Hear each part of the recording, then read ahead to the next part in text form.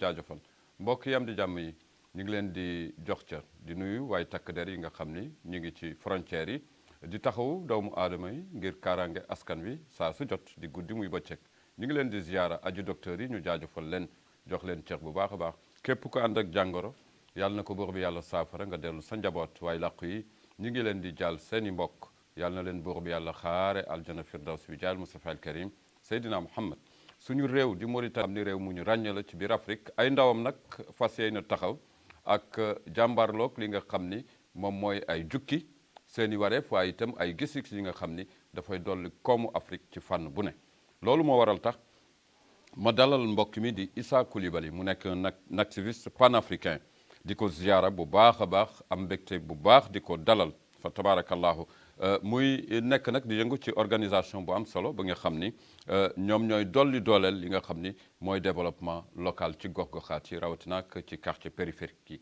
asalaamaaleykum Issa Coulibaly na nga def. maa ngi lay ziyaara di la dalal ci télévision Al Mauritanie nga nuyoog mbokk yi waaye itam ñu dugg ci xët wi nga xam ni en tant que activiste panafricain lan ngeen jublu ak sa gis-gis ci Afrique lan la. Bon, avant tout d'abord maa ngi nuyu ñëpp. maa ngi leen di jaajëfal. di leen ziyaara. di ziyaara tamit télé bi di ziyaara tamit sunu réew bi macha allah alhamdulilah. La journée de l'unité africaine.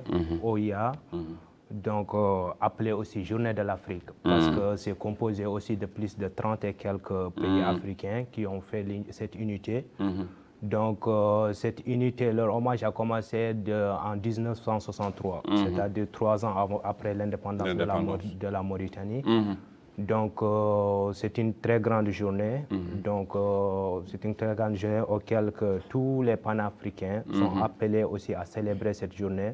Raison pour laquelle hier personne n'a encore travaillé. Oui. Donc c'est une façon aussi de célébrer cette journée aussi.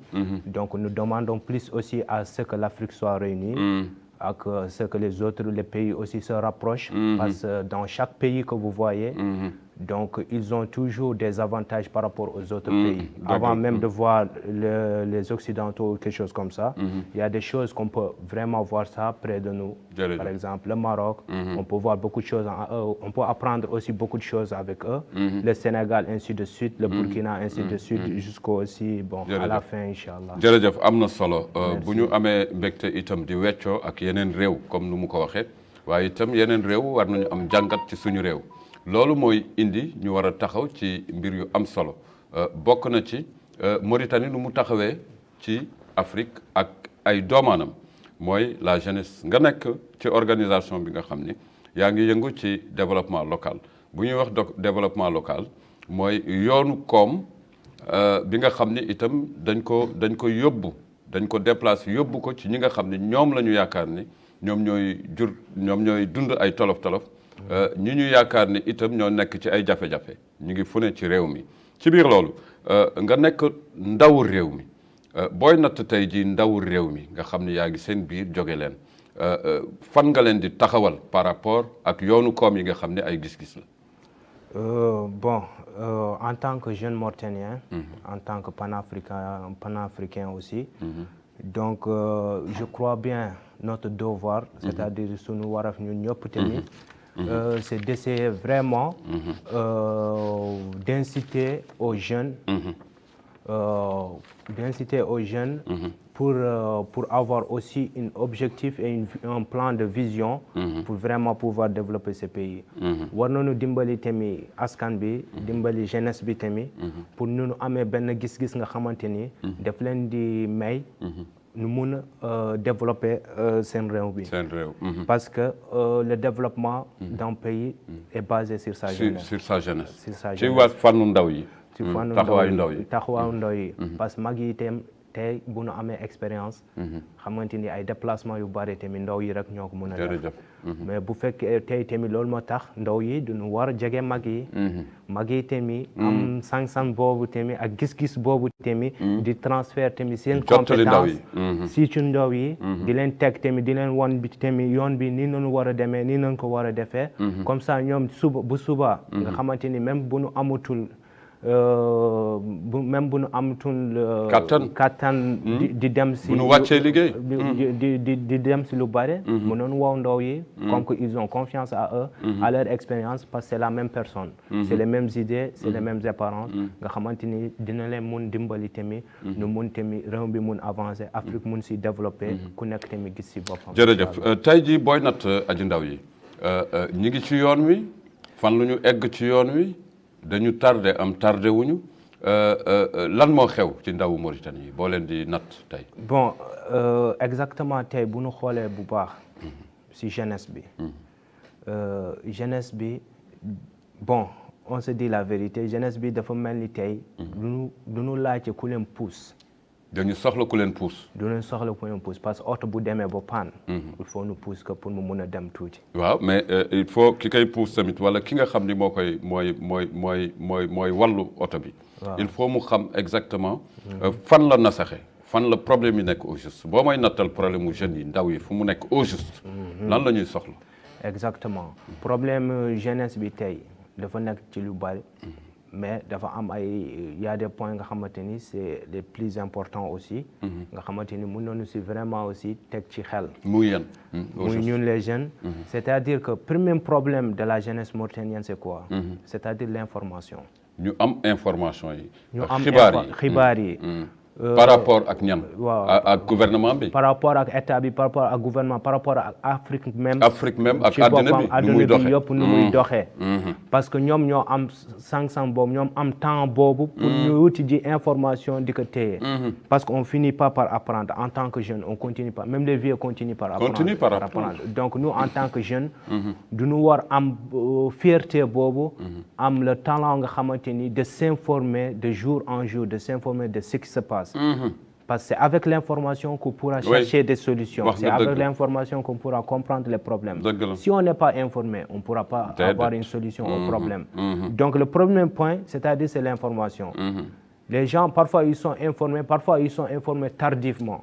Tu vois un jeune, tu lui dis, bon, il y a une opportunité d'emploi qui est là, mais il va te dire, bon, il va négliger ça. Jusqu'à un moment, les gens vont commencer à déposer le dépôt. Bon, on a même fini de clôturer le dépôt. Issa, est-ce que aussi ñi nga xam ni ñoo tënk information yi am loo xam ni dafa war jóge ci ñoom dem ci aji ndaw yi est-ce que ñoom tamit parce que dañ la wax ni la bu fekkee ni da nga am xët woo xam ni moomuloo ko aji ndaw yee ko moom ñu sas la ko parce que tey jii ku fi am looy defal ndaw yi rek dañu am yaakaar ci yow jox la ko ngay jëwrin wala ngay acteur wala nga bokk ci kuréel bu mag nga yor li nga xam ni amaana aji ndaw yi war nañ ko soxla mais foofu aussi dañ la wax yow mi nga am yoonal boo xam ni information à temps xibaar bu jot nga joxe ko ñi ngi ko war jox nga fekki leen maanaam war nga génne koppar ak mën-mën yoo xam ni fu aji ndaw yi nekk nga fekk leen fa informer leen loolu aussi est-ce que nekkul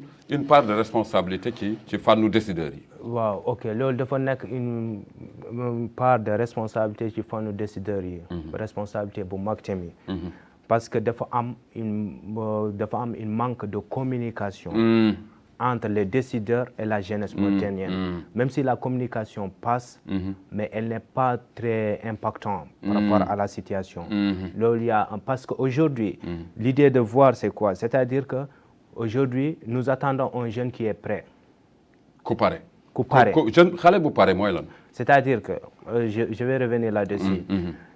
On attend un jeune qui est prêt, c'est-à-dire un jeune qui est prêt moralement, physiquement, financièrement, apte à travailler, apte à s'informer, à donner des informations pour pouvoir communiquer avec ces jeunes. Non, c'est pas ça seulement.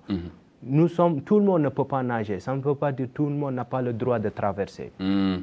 Il y a des gens, il faut les pousser à s'informer. Il y a des gens, il faut les rapporter les informations. Là, il y a des gens, il faut les traduire les informations pour qu'ils puissent les comprendre sur leur langue. Et il y a des... Exactement. C'est-à-dire que cette manque de communication, c'est ce qui fait qu'aujourd'hui, même les décideurs ont des problèmes. Parce qu'ils ont des problèmes à prendre sur leurs décisions. Parfois, ils prennent des décisions alors que ça n'arrange pas le peuple. Ou ça n'arrange pas la jeunesse. boobu jokkalante bi. Jokkalante bi moo manqué. Mhm. Mais si, par exemple, il y avait ce système de communication très intense aussi qui relie les deux parties, donc il y aura une très grande facilité. Parce qu'aujourd'hui, je vous assure, monsieur, le jeune Mauritanien, il est très intelligent. Ah oui? Partout en Afrique, dans le monde. Je vous donne l'exemple le plus simple. Vous prenez un jeune Mauritanien qui a commencé ses études ici. Il est fini en France, il reste là-bas, il ne va pas revenir. Vous savez pourquoi? Parce que les Français, les Occidentaux, les Américains ont plus besoin de lui.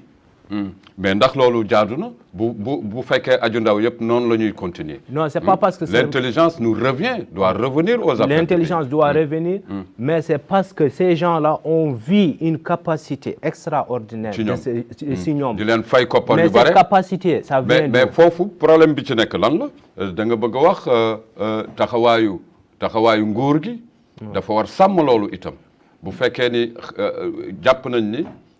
ndaw réew mi yàlla macha allah yàlla may na leen yenn capacité d'intelligence yi pour ñu mën a dekki lu ne mais bu fekkee loolu la nguur gi xam ko itam parce que li nga wax ni am na solo jël nga ndawu réew mi placé leen ci degré d'intelligence bu am solo ba yeneen réew yi di leen soxla léegi ndax nekkoo di wax war na am yeneen disposition matukaay yoo xam ne war nañ ko jël pour téye ndawu réew mi ci biir réew mi. matukaay bi mooy lan. Aujourd'hui je ne blâme pas personne. Je ne blâme personne.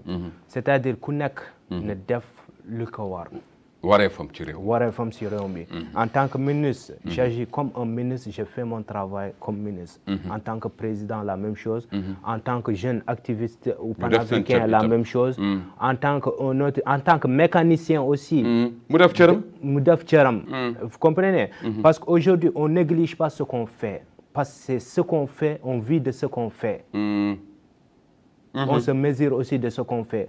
Aujourd'hui, tu peux voir, par exemple, un mécanicien, il se dit, bon, il est mécanicien, il est toujours sale ou quelque chose comme ça, ce genre de truc, il ne s'habille pas correctement. Non, tu achètes un bon tenue de travail, tu te comportes normalement, tu fais ton travail normalement, tu fais tes entretiens normalement, tu cherches tes clients, tu essaies d'entreprendre, tu essaies aussi de voir. Maintenant, les gens, tu sais, je vous donne l'exemple. Par exemple, aujourd'hui, vous, par exemple, même si vous avez un frère qui est mécanicien, vous n'avez pas confiance de sa compétence en mécanique. Vous allez prendre votre voiture, donner ça au meilleur mécanicien. Parce que dans ce système de jeu, il n'y a pas de parents. C'est les affaires, c'est le travail qui paye. Donc, c'est-à-dire, même si que vous avez un métier, tout métier est noble. Même si je suis un balayeur, je cherche à être... Mais nag foofu est-ce que yaa ngi may yóbbu may xalaat mooy delloo si li nga xam ni dañ ko yëkkati lu yàgg teg ko ci ndoddu ndawi réew mi mooy dañu complexé am na liggéey yu bare yoo xam ni doomaanu yeneen di réew yi ñooy ñëw di ko def suñu réew pendant que aji ndaw yi taxaw ne liggéey yenn genre liggéey yi duñ ko def maanaam bu mu la bëggee leeral mooy ñëpp dañu bëgg ay haute fonction yoo xam ni ci bureau climatiseur ak yooyu est-ce que loolu nekkul tardement exactement ci évolution ndaw yi. Tardement la nekk ci évolution parce que en tant que jeune il faut jamais chercher un bureau il faut être sur le terrain. Sur le terrain. Le bureau c'est fait pour les vieux. Si on se dit la vérité. Il faut descendre sur le terrain. On apprend tout sur le terrain. Si vous prenez l'exemple des Chinois aujourd'hui, quand vous rentrez dans leur chantier de construction, vous n'allez pas comprendre qui est l'ingénieur chinois ou le menuisier en bois chinois ou quelque chose comme ça. Pourquoi? Parce que sur le terrain, tout le monde travaille comme étant ouvrier. moom de am na ministre gis nañu ci réewu Afrique yi même ci Occident. ministre yoo xam ni modestement boo waxee ni kii ministre la sax kenn du la gëm ndax dañuy wàcc ci terrain bi di saafonteeg doomu aadama yi loolu am na solo lool ci doxalin. Parce qu'avec ça, c'est-à-dire que c'est quand tu reprends le bureau que tu deviens directeur, que tu as des engagements, tu diriges quelque chose. C'est là, quand tu retournes au bureau, tu t'assois, c'est comme si tu es sur le terrain, parce que tu sais ce qui se passe sur le terrain. Si quelqu'un te dit que j'ai fait ça, tu peux examiner en combien de temps il a fait, parce qu'il était sur le terrain.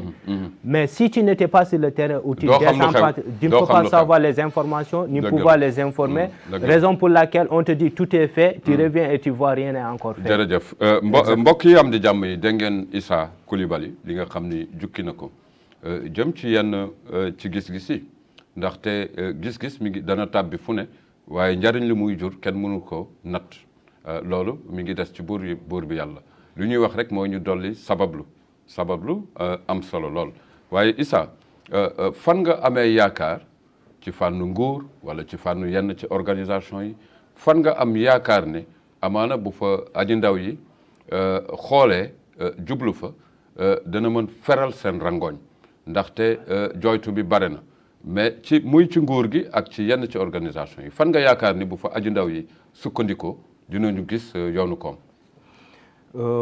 Exactement par rapport à cette question. dina si wax nga xamante ni. parce que léegi bu ñu xoolee par exemple au gouvernement par exemple. Il faut que la jeunesse arrive à comprendre. Nous ne pouvons pas être l'ennemi du gouvernement. Déedéet mënul nekk. On ne peut jamais. Il ne faut jamais penser ça aussi. Parce que le gouvernement nous appartient. C'est eux qui nous représentent partout dans le monde d'aujourd'hui. C'est-à-dire que nos problèmes, nous devons essayer de les soumettre à eux. Vous comprenez? C'est-à-dire aujourd'hui, par exemple, si on prend par exemple le taux de chômage qui se trouve en Mauritanie, la jeunesse fait 70% de ce pays. C'est environ 2 500 000 ou 2 300 000 de jeunes qui sont là.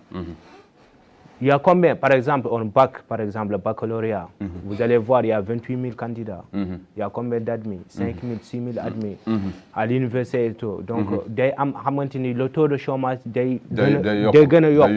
le gouvernement ne peut pas embaucher tout le monde. Mais c'est-à-dire, aujourd'hui, nous ne pouvons pas tous être des chercheurs d'emploi. Il faut qu'il y ait aussi des créateurs d'emploi, des investisseurs. Aujourd'hui, par exemple, par exemple, seulement sur l'agriculture, on peut employer beaucoup de jeunes là-dessus. Exemple,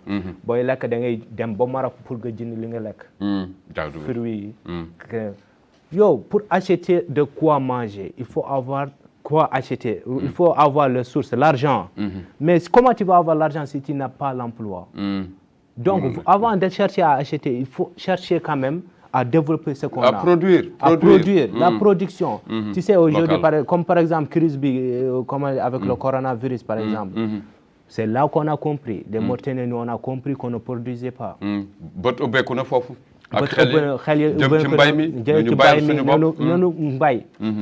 Aujourd'hui, il y a beaucoup de jeunes aujourd'hui qui connaissent, qui ont fait l'agriculture, qui ont aussi des idées sur l'agriculture. Ils peuvent proposer des projets. Et pourtant, Gourgi a un projet, yu am solo ci fànnu mbay mi ubbi mbay mi dem ci am réaménagé waat suuf suñu war a bay ci yenn ci gott yu réew mi rawatina ak ci wàllu gale loolu ndax ndaw yi tey ji dem nañu pour jël opportunité yi ci nekk.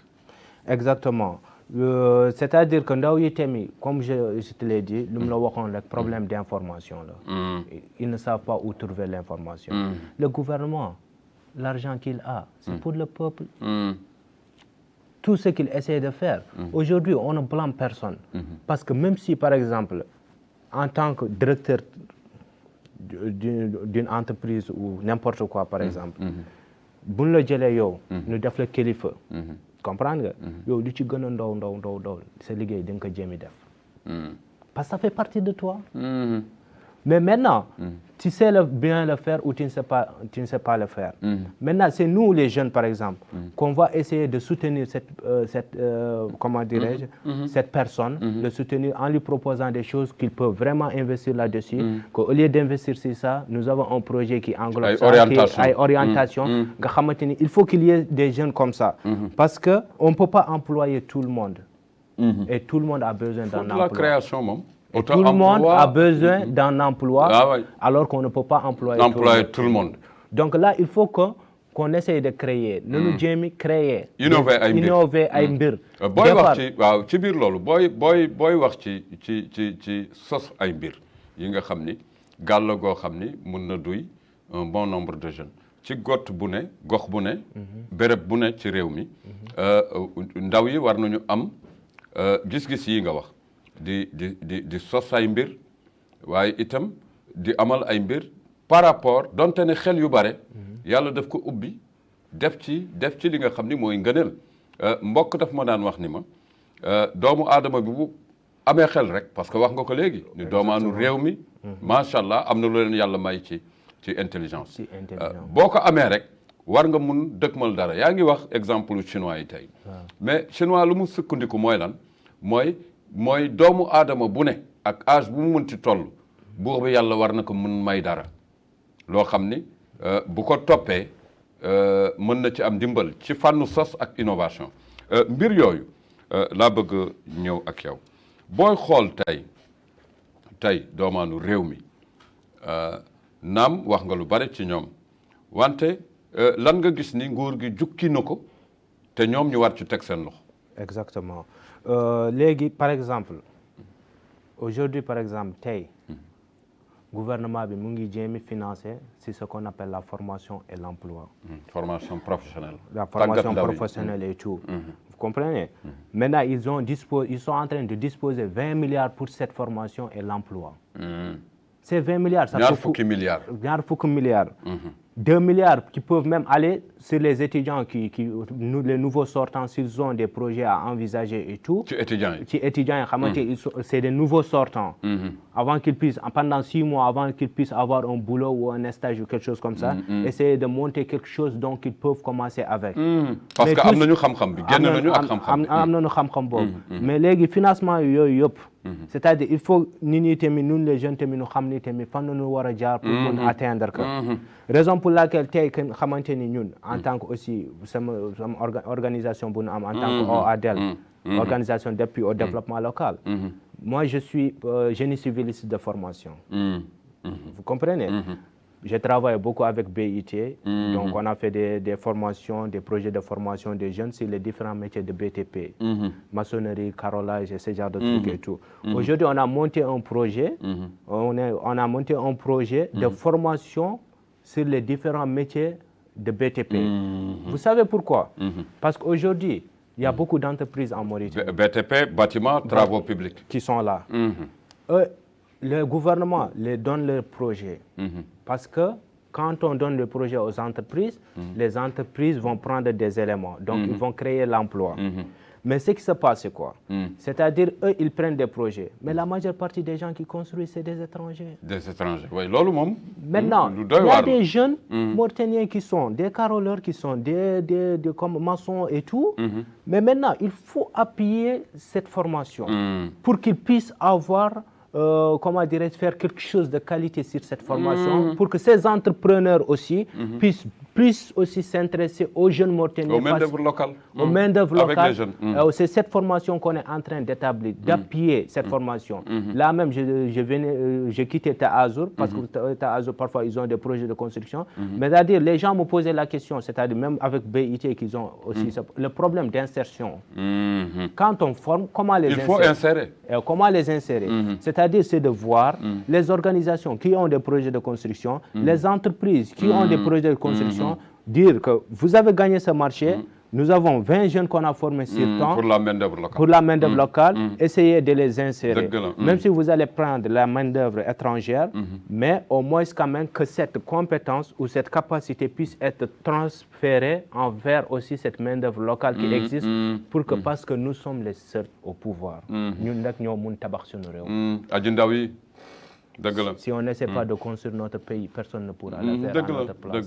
Yo bo deful li nga wara def ci sa rew kenn mënul defal li nga wara def ci sa rew.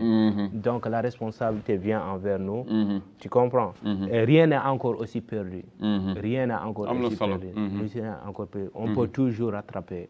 On peut pas rattraper le temps perdu, mais on peut juste arrêter de perdre le temps. Jërëjëf amna solo lol ak Issa Coulibaly nga xamni de ngeen lu mu jukki jëm ci yenn ci fànn jogteef yi nga xam ni wala taxawaay yi nga xam ni aju ndaw réew mi war nañ ko taxaw ndax ci bu ñu gëstoo li mu nekk di jukki dañuy comprendre ni mbir mi loo xam ni la cercle la waaw bu décideurs yi taxawee aju ndaw yi taxaw aju soxna yi taxaw ñi nga xam ni ñoo yore yenn ci fànn xarañteef yi taxaw il faut que cercle bi dox waaw dox mu mel na comme machine buy dox machine buy dox nag ñëpp ciy bokk bu kenn taxaw di xaar moromam loolu moom lu ñu taamu la ñi ngi génn ci pàcc wi nga xam ni moom lañ la jagleel en tant que ndaw buy yëngu ci organisation bu am solo nga xam ni dafay dooleel yoonu koom ci yenn ci gox-goxaat yi mu doon lu am solo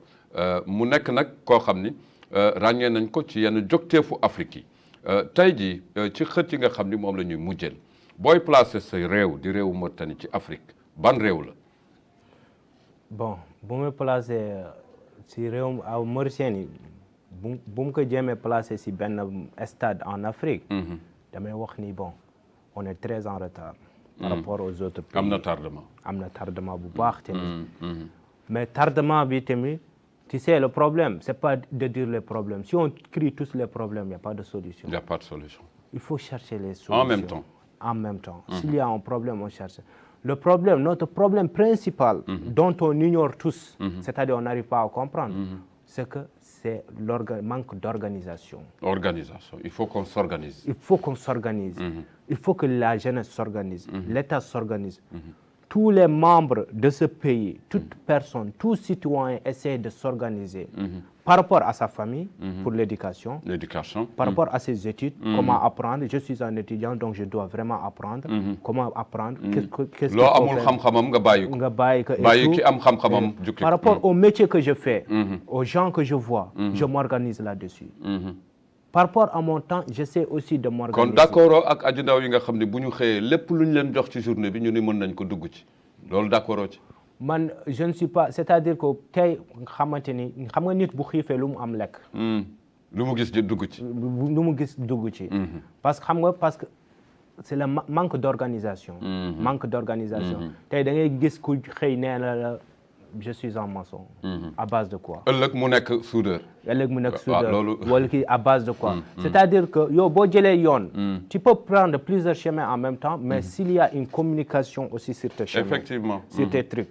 boo jëlee yoon da nga si war a vraiment avancer nga jéem a xool lii lëmi lan lay jur. dëgg la. On ne peut pas partir dans l'aveuglette. mënuñu dem tamit te en même temps. yàlla may nañu suñu bët. duñ ko war a ubbi xool. lu nekk ci kanam nu mun ci dem exactement. faut pas partir à l'aveuglette ñu ñëw raison pour laquelle da ngay gis ni tey nga xamante ni yow da ngay ñëw ubbi benn projet benn boutique teg ko ci woon. keneen ñëw toog gis projet bi mu ne xaaral ma defar la. ëllëg mu dem ubbi boutique. mu def la même chose. Pourquoi? Si tout le monde fait la même chose. C'est parce que bu ñëpp di def la même chose. du baax parce que y a pas ce qu'on appelle l'innovation. Manque d'innovation. Parce que en tant que jeune da nga war a xam ni il faut savoir ce que tu veux et ce que ça vaut. am ay objectifs gis-gis ay vision li nga bëgg te lim la jaral. te lu mu jar. c'est-à-dire que léegi foofu tu vas t'investir si lu mu la jaral. pour nga mun vraiment atteindre ce objectif boobu. dëgg la am na solo exactement nga mun vraiment atteindre ce objectif boobu. man bu mu nekkee léegi par exemple je suis un mécanicien. exemple je suis un mécanicien. keneen nekk électricien. keneen nekk tôlier. keneen ainsi de suite. Moi par exemple je peux me dire bon. Comme que je ne suis pas mécanicien, je ne suis pas tôlier, mais qu'est-ce que je vais être? Nettoyeur de garage. Nga wuti leneen. Non, mun naa ñëw may nettoyer garage. ndax ñoom ñëpp ci ay garage lañ nekk. ci ay garage lañ nekk ma ñëw bon ok. am na solo nekk waaye donc c'est-à-dire tu peux travailler dans intervenir sur ce domaine.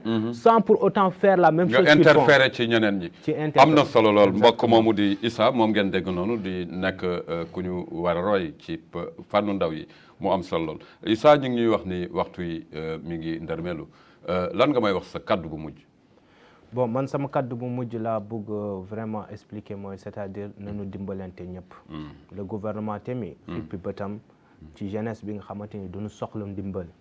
parce que les jeunes sont en train de perdre l'espoir. et quand on commence à perdre l'espoir on perd la vie.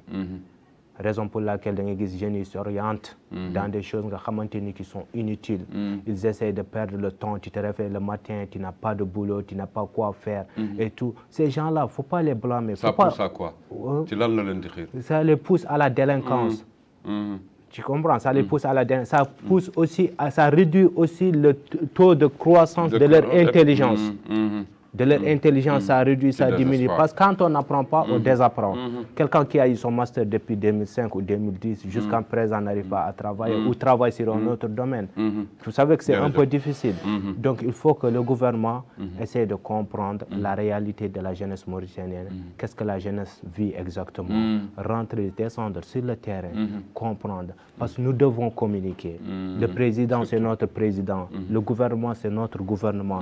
Le pays nous appartient à tous les Mauritaniens. Nous devons vraiment essayer de communiquer, que chacun de nous apporte sa contribution pour le développement de ce pays. Parce qu'aujourd'hui, si tout le monde part et qu'on reste, c'est pas bon. Donc l'Afrique est en train d'avancer, les autres pays sont en train de se développer, ils sont dans autre chose. Si vous prenez l'exemple du Nigeria, par exemple, ils ont 200 millions d'habitants. Mais il n'y a que 15% des habitants qui travaillent dans le gouvernement. Mais vous voyez combien de milliardaires entrepreneurs nigériens qui existent. Parce qu'aujourd'hui, on dit... C'est mën-mënu bopp. Si mën-mënu bopp. Loolu la ñu war a gis. Loolu war a jéem def. Inch'Allah te xam naa ne tamit on va répondre. am na solo fa tabarakallahu mbokk yi am di jàmm yi Issa Coulibaly nekk njiit ci organisation bu am solo bu ñuy wooyee organisation d'appui ci fànn koom yi au développement local mu nekk itam activiste ci réewu Afrique yi dimension bu am solo moo tax ngeen dégg ko noonu bu ñu ko dugalee ci réew mi rek génn ko mu taxawal réew mi fu mu war a taxaw ci Afrique mu am solo lool. mbokk yi am di jàmm yi noonu la ñuy tàggoog yéen di wax ne yoon yamul ci benn incha allahu rabbi nii la ñuy dalalee aji ndaw yi di saafonteeg ñoom mu doon loo xam ni am nañu yaakaar ni bu waxtaan mi di gën a jolli. gis-gis yi di gën a yaatu waaye itam mbooloo mi di gën a am solo ñu jaajëfal ko di ko ñaanal jàmm di ñaanal jàmm mbokki réew mi rawatina ak mbokk yi nga xam ni buur bu yàlla daf leen jël am lu mu leen dénk ci seen sabab fa tabarakallahu ñu war ko doxal nu mu waree ci réew mi di leen ziyaara jox leen cër di jaajëfal aji ndaw yëpp ci réew mi di leen ñaanal jàmm xarañteef yi ci kàllaamay njiitu réew mi ñu fexe ba di sos ay mbir ci fànnu innovation waaye itam dolli taxawaay yi ba jokkalante yi ki ko yor ak ki ko soxlo yemb ci réew mi mu doon lu am solo mbokk yam di jàmm yi salaamaaleykum wa rahmatullah wa barakatuhu